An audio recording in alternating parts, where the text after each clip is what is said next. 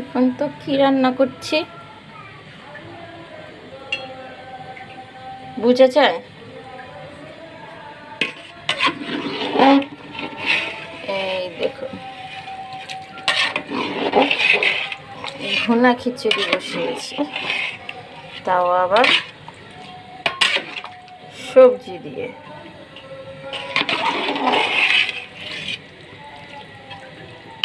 আজকে সবাই মিলে একসাথে খাবো ফ্যামিলি, সে কারণে ভুনা খিচুড়ি বসিয়েছি। ফ্যামিলির সবাই একসাথে খেলে কত আনন্দ হয় না, আর কিন্তু ভালো লাগে। আর এ থেকে ফ্যামিলির মধ্যে আরও ভালোবাসা আন্তরিকতা বাড়ে। তো আপনারাও এভাবে ফ্যামিলিকে নিয়ে একসাথে মাঝে মাঝেই খাওয়া দাওয়া করবেন। আমি কিছুদিন পর পরই আমার ফ্যামিলির সবাইকে নিয়ে একসাথে খাওয়া দাওয়া করি।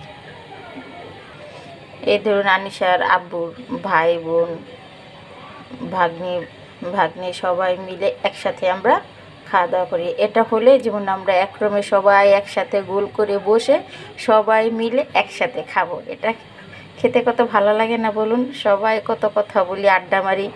এটা খাওয়া শেষে আবার সন্ধ্যার পরে আবার একটা চার আড্ডা, তো সময়টা খুব ভালো কাটে। এই সময়টা উপভোগ করার জন্যই আমি কিছুদিন পর পর এই আয়োজন করি, যাতে একসাথে সবাই খাবো, আবার আড্ডা মারবো, হাসি ঠাট্টা আনন্দ, এর মাঝেই সময় কেটে যায় পুরো দিনটা।